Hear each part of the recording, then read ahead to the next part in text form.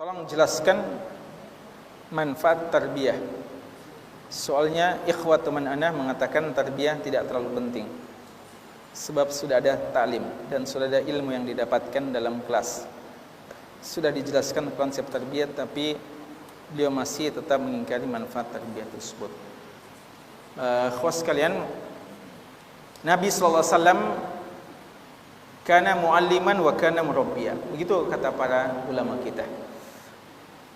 Kalau kita lihat kehidupan beliau bukan sekadar mengajar, tapi mendidik, ya, mendidik para sahabatnya. Sering dibedakan antara taklim dan tarbiyah. Kalau taklim seperti ini, ya, Anda tidak tahu siapa di antara antum yang betul-betul paham, ya, siapa di antara antum yang memurojaah, bagaimana tingkat pemahaman antum, bagaimana dengan jumlah sebesar ini, Anda tidak tahu. Tapi kalau di halaqah tarbiyah, Anda tahu betul, ya, ikhwah-ikhwah yang tarbiyah dengan kami. Anda tahu bahwasanya si fulan ini kalau tarbiyah rajin mencatat. Si fulan ini suka mendengar, ya, saja tidak mencatat. Si fulan ini kayaknya mencatat tidak, mendengar pun juga kayaknya tidak terlalu serius, ya. Ini bacaan Qur'annya gini, ya. Ini si fulan kalau dia menyampaikan sesuatu gini.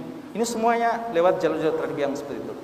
Kira-kira ikhwas sekalian, dalam ratusan ribu para sahabat ketika Fathu Makkah, apakah Nabi SAW mengetahui secara detail mereka itu sebagaimana beliau mengetahui bahwa Abu Bakar adalah seorang yang paling penyayang di antara sahabatnya, bahwa Mu'ad adalah orang yang paling faqih halal dan haram, bahwa Zaid bin Sabit orang yang paling tahu ilmu waris, dan Ali yang paling betul qada'nya, dan Abu Ubaidah adalah seorang yang paling amanah, dan seterusnya.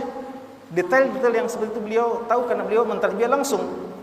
Namun ketika sudah begitu banyak jumlah, beliau tidak mengetahui secara persis, ya, mereka dan bagaimana kualitasnya. Oleh karenanya dalam kondisi-kondisi genting, ketika peperangan genting dalam Hunain umpamanya, para pasukan kaum muslimin sempat lari kocar-kacir. Padahal jumlahnya sangat banyak. Jabatkum kasratukum falam tughni ankum syai'a. Kenapa bisa jumlah yang banyak tidak bermanfaat, padahal jumlah yang kecil dulu mampu mengalahkan jumlah yang sangat banyak 3 kali lipat, bahkan pernah 10 kali lipat dikalahkan oleh kaum muslimin. Kam min fi'atin qalilah ghalabat fi'atan katsirah biidznillah wallahu ma'as sabirin. Kata ulama kita, karena jumlah tidak selalu menentukan, kualitas yang sangat menentukan. Dan ketika keduanya berkumpul, maka ini yang terbaik. Maka ketika terjadi hal yang seperti itu, umat Islam atau para sahabat sempat lari kocar-kacir sebagiannya, maka Nabi SAW tidak lagi memanggil orang-orang yang baru masuk Islam pada waktu Fathu Makkah. Dan ini uji coba pertama kali setelah Fathu Makkah, uji coba pertama kali tentang kualitas kaum muslimin itu dalam perang Hunain. Banyak yang baru masuk Islam, baru bergabung. Dalam keadaan yang seperti itu, Nabi SAW tidak terlalu berharap lagi kepada mereka yang baru bergabung. Tapi beliau langsung mengatakan, ya ahlal Badr, wahai orang yang sempat ikut perang pertama kali perang Badr dengan kami. Wahai ashabu asy-syajarah, bai'ati Ridwan, wahai yang pernah ikut berbayat dalam ashabu syajarah. Itu yang dipanggil oleh Nabi SAW. Kenapa? Karena kualitas mereka yang tertarbiyah lama dengan Nabi SAW tidak sama dengan yang baru bergabung, karena mereka belum tertarbiyah dengan baik, ya.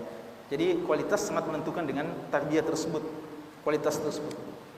Baca antum ikhwas sekalian, banyak sudah buku ulama kita membahas tentang ini, dan di antara yang baik walaupun kecil, sederhana, tapi selalu untuk kita wasiatkan untuk dibaca dan dibaca, karena ini kita butuhkan terus selama kita hidup.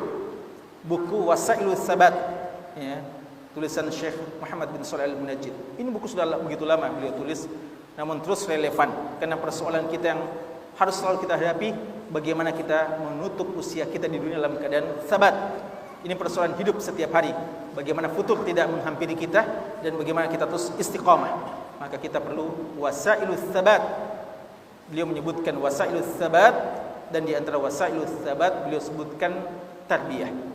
Dan beliau sebutkan Di antara mawaqi' as-sabat, mawatinus sabat, as-sabat ketika fitnah, ketika perang jihad dan ketika ditimpa musibah umat ini. Beliau sebutkan di situ hasil tarbiyah yang pertama kali beda dengan ketika jumlah yang sudah begitu banyak namun tidak tertarbiyah dengan baik.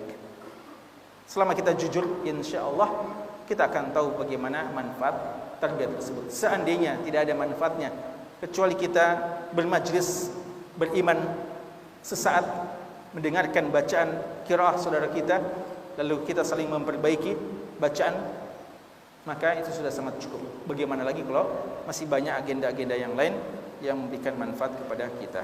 Wallahu taala alam.